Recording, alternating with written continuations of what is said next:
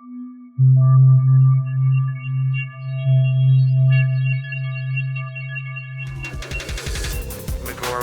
software.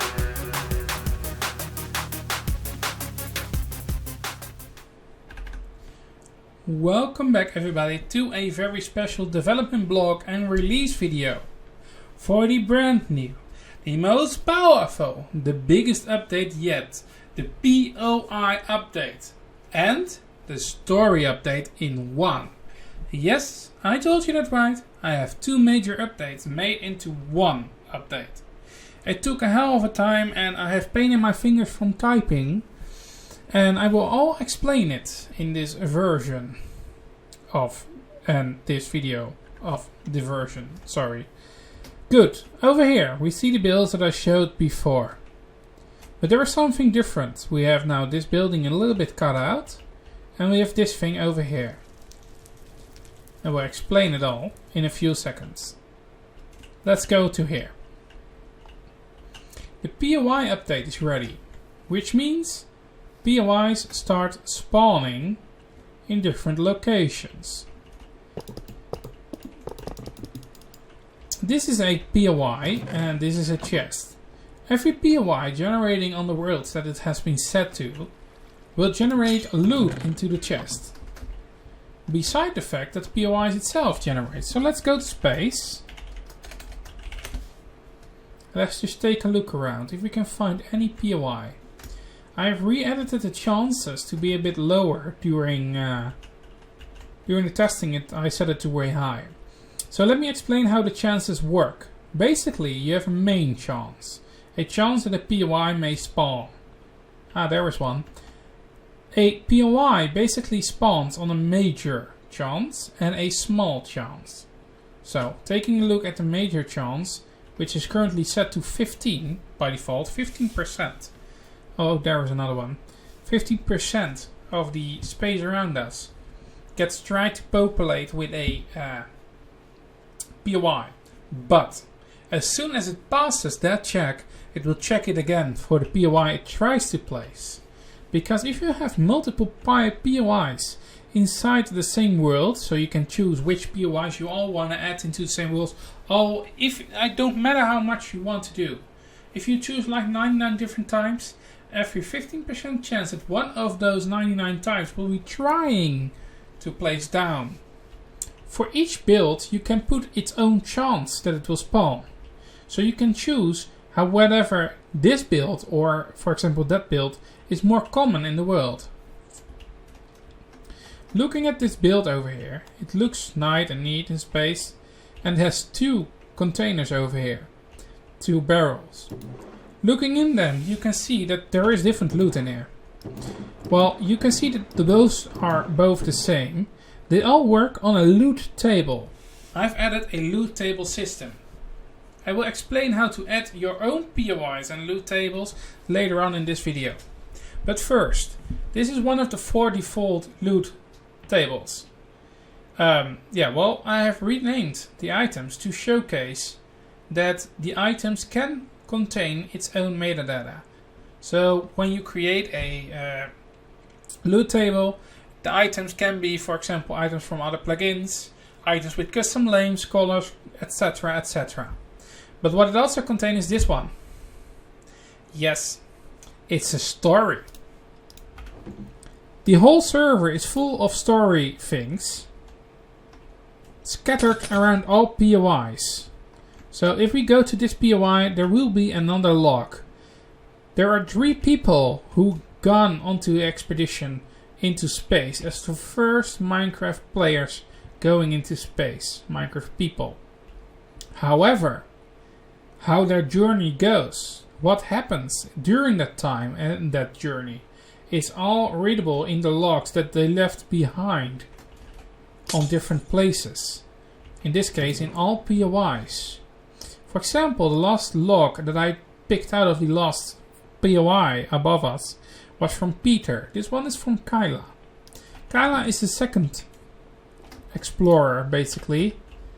And I just flickered the menu open or close in order to prevent any spoilers. So if you do not want to read that, just keep on watching and ignore what I just did. Anyways, space is full of them, but if we go to, for example, organic, I've added POIs here as well. In this world, only set stations will spawn. So let's just take a look around if we can find one. The system works on 2 different ways for spawning POIs, both configurable. So each POI can either be spawned on a different Y level, there is one, on a different Y level, like the stars for example. So you can pick up a range. For example, I want it to be on range 1 to range 50. Then it will spawn between 1 and 15 Y level into the world. You also have ground, and this is the ground one. It checks if at least 4/5 of the ground is a ground and then spawns the build. So there is a chance that it a little bit floats, but the rest is all in the floor. As you can see, because this world is full of mountains and such, the chances are that the mountain grew over the build and into the build. Basically, it broke down and into the build. You must see it as abandoned bases. If the base is smaller, the chances are smaller that it gets into the ground, by the way. So keep that in mind. If we go into this one, you can see as well, it contains another log. This is log 34. I've written in total of 96 logs. So basically you can find 96 logs total from 3 different people. I will also mention that redstone is working. So underneath here is a light, and if you flick this lever, the light turns on. So basically redstone does work. It does get put and it does get loaded and such in. So that way POIs can be anything you want. You can even make completely animated structures into the build. Well, as you can see, there is a POI, but here is also one. So you can see it's pretty much common here, but they spawn differently. This one, for example, is inside the mountain with most of it. So players can dig into them and try to get the loot out that's in here. The structural blocks from this building will always be intact. So if somebody wants to make a base of it, sure they can do it. Just simply dig out the terrain around it and voila. He has a base. There's one minor problem. Doors cannot be put into these builds. Why? Minecraft hates double blocks. So basically if you give a door somewhere and I try to spawn it in, even though I spawn the doors in as doors, the doors will break and cause stacks on stacks with doors to spawn. And that's not something we want to have. I tried to fix it like 20 times now, but I gave up on it. Maybe somebody can point me in the right direction, because I don't know. Do not know. Note, some of the buildings that I added are trapped. Just a minor spoiler. I'm not gonna say which ones, and I'm not gonna say what happens with what action. So, space TP irradiated. We have POIs here as well. This is one of the sensitive planets to find POIs. In this case, the storyline, I can tell you that, will have an event with a spaceship crashing on a planet that's radiated. So I made a, crashed front end of the ship. And I have set it as a POI that touches the ground. And you can see here, it touched the ground. It basically crashed into the ground. Since this world is mostly flat, buildings that are grounded are especially good into the world. You can see them completely as if they were just built there in its start. I cannot add POIs to worlds that are not registered to this plugin. So if you ever want a POI to generate, make sure that it is a world made with MCG space. Better to say MCG Starcraft. I keep forgetting the name, as stupid as it is. My project in Eclipse is still called the old name, that's why. Anyways, so you cannot add POIs to your own world, sadly, because the code that it requires is solid coded into the plugin. So basically POIs are there. You can add your own POIs, but it only supports the worlds that I have added to the game using MCG Space. It might change in the future using an API. I'm still working on thinking about making an API for it, so that people can add their own worlds to the API. But the whole problem is that if you want to have a POI spawning, it must happen on chunk generation level, so I cannot inject that one. However, I'm looking into adding a populator to an existing world, although it can be very tricky and causing a lot of problems. Though, don't take me on it, because it's very, very, very hard to get something changed that already exists. So that's something worth noticing as well. So let's head back to the world. There we go. There is a request by one of my users to implement Worldguard support. Well, luckily I did it. I tried it out before. You can see it over here in my chat. The MCG SC launch and the mine flags are added to the Worldguard plugin once it's found. If you set it to deny, people cannot launch rockets anymore in that region. People cannot mine certain ores anymore in the region. So, to be said, I have OP now, so I have bypass. So bypass is still working. If you have the Worldguard bypass, it will bypass this check. But anyways, normally if you start mining, you will find once in a while a piece of special ore, in this case titanite. Well, if the flag is false, or better to say deny, and somebody does not have the permission for it in that claim or region, they will not get these. They will only get the block they mined. This way you can control where people can mine titanite, or forbid mining it on the whole world and just allow it on a certain place to be found. So they need to be in a certain place. Same counts for rocket launchers. You can limit people to launch only a rocket in a certain location. You can even adjust it now so that you make a pre-made rocket and let people pay and put their own fuel in it, for example, and deny explosions and such, to paste in the rocket back every time they use it and prevent it to use everywhere else.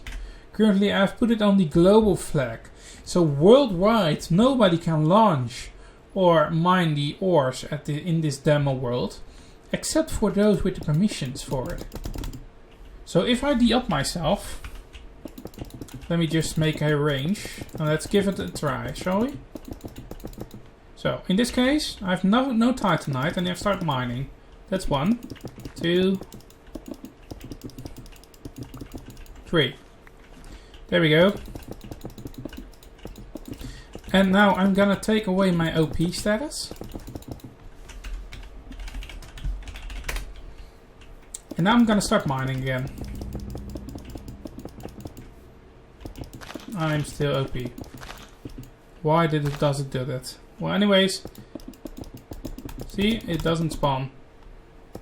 It doesn't give me the ores right that was on the ground yet. Let me see. So it still spawns. I will fix that for release. Anyways, it's denied, but I have the bypass permission on me, so that's possibly the chance that I get bypassed. Anyways, I will fix that for release. But for example, launching without OP permissions, it doesn't even open the GUI normally. Let me see, where was the rocket that I tested with? I have one set already to test with. Ah, there it is. There it is. See, it's working. If you do not have the bypass, this is the message you will see. You cannot launch anymore, because well, basically I do not have the permission for it. The mining though, I will take a look at why it still triggers on block break. The chances are very slim that it does so. Oh no, it does work correctly. Okay, maybe it was a glitch or something. No idea. Anyways, it wasn't. It's working basically. I tested it like 10 times. It worked. Maybe it was a glitch or something that it did not register my change of IP status. It's possible. So let's head on to the storyline. So the storyline is made of 3 people: Peter, Kyla, and Twain. Those 3 people went to space before everyone else ever did in Minecraft. And they have a lot of storybooks. These are all logs added to the game. A story that's the same for all 3, but a little bit different from all 3. So if you start reading the logs, you will see their experiences with the things happening in their story. And, well, there is an end to the story, of course, so I'm not going to spoil any details of it. You have to find it yourself. But if you are an admin and you have the permission for it, you can always do space get logs. And then 1 for Peter, 2 for Kyla, 3 for Twain. For in this case 1. And then the log number, for example, 20. As I am not OP anymore, let me just give myself OP. There we go. I get the book, the log for it. You can get every log you want using that command. Keep in mind it will spoil the fun of searching for the POIs. But if you ever want to sell them, you can do that yourself. Now for the loot crates, better to say the loot tables. These are the 4 chests that I made the loot tables with. Basically everything put into a chest, for example this layout, will save the layout completely. So let's make a loot table now. I'm not gonna include it in the end game, but at least it is there. So I have this chest over here, it's empty. And I want to give people some flowers that they can find in that world. So now I can just simply click some flowers where I want them to be in the chest when they find the chest. Some torches and end rods. A little bit of white flowers. It says every detail of the items you put in. So it basically saves the item stack, its wall, the number, the item type, the colors, etc. So better to say, we'll leave it as it is, including the name, the lore, everything. So if I would want to have this, then I can do space, POI, loot table, create, and then it says table added to config. Basically, it's already added now. You do not have to add any more code, you do not have to edit anything. The only thing you have to do is go into your POI settings file and simply add it to 1 or 2 or 3 or 4 or all POIs you want it to spawn in. Any new POI spawning will have a chance to get this loot chest in. You can define as many loot tables as you want to any POI as you want, or you can choose which loot tables you want to use for each POI, or you set 1 loot table for each POI. You can choose whatever you want, as custom as it wants and as better as you want. Now for the buildings, I'm not gonna add another building because I have already a lot. Anyways, it works very simple. Simply press F3 plus G and it will enable the chunk borders. Sounds weird, but it shows now a grid of borders around me, so I can see which edge. This line I made is basically the edge of the chunk. The system works on chunk base, so I have made it so that this is always a chunk. You can build your building like you want to. For example, I want to make a wooden, whatever you want to call it. Let's just make a thing over here. For example, I want this to spawn somewhere in the world using the POI system. And I'm happy with the current build. I'm gonna send it on the level where the lowest block is. So in this case my feet are on the same level as the lowest block of the build. I simply type space POI create. That's it. If I type this, it will create a POI based on the chunk that I'm currently in, from the Y level that I am all the way to the sky limit. So basically, if I would stand on the ground underneath one of these ships, it will start on the ground level that I am and search upwards for every block that's not air and add it to the list. The POI file will be named with the name you set after the create. For example, cool build. Call it anything you want. If you call it like cool build, this is the complete command, by the way. If you forget the name, it doesn't work. So if you enter the name, it creates the file and it will put lowercase POI after it, and it's a YAML file. So you put the YML file from the root of your plugin folder, so basically the MCG Starcraft folder, you put it into the POI folder, and that's the time you're gonna start using it.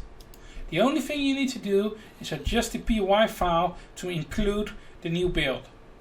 You do this by adding the name of it to the main list and then adding the same name into any of the worlds you want it to spawn on, including all the variables. More information on how to program a POI file in you can find on our documents website, the wiki of the MCG space, better to say MCG Starcraft plugin. Excuse me, I'm doing it once again. Basically, you can configure it from the bottom up as you want it, or you can leave it as default because it contains a lot of beautiful builds like these loot pods, including loot in the middle of it, the space builds with loot in it, this exploder station with just one loot box in it, same for the abandoned one. So basically it only accepts a chest or a barrel or a loot chest. So if you want to include that in your builds and you want loot to spawn in, simply add either a normal chest or a barrel anywhere and leave it empty. So if you put this one here and you will set this as thing, it will get automatically filled by the loot thing. So if you make a row of it, do it like this, never connect them together because they will count as a double chest. It doesn't work anymore then. For the barrel you can put as much as you want next to each other, it doesn't matter. So there's a very big amount of features added to the game. Hopefully this all helps. You can create your own loot tables, your own POIs, and you can translate the story if you want. You simply only have to edit all the text files that I wrote. I wish you all good luck. If you want to change the story from the ground up, you go. Keep in mind, one thing in mind, never add more files to the story. You have a certain amount of logs per person and it's not counted automatically. So if you, for example, change Kyla, which has 38 logs, if you want to alter it, you need to stay on the 38 logs. You cannot make it 39 logs because the last one will not ever be used. But you can change the content into the log files, so you can do that. There are some new translation thingy things, so you need to reset your language file. Besides the fact that the config also needs a refresh, and well, it doesn't need a refresh. Basically, it should add the variables itself, but for the other configuration thingy things, nothing new needs to be added. I added new folders to it and new files to it, so not much to change other than that. So I thank you all for watching and hopefully you really like the way how I did this all. If you have any suggestions, just leave them to me and I will take a look at it. You can join our Discord server to get more live updates on the progression of the plugin. And I will see you all soon. Thank you all for watching. Good luck!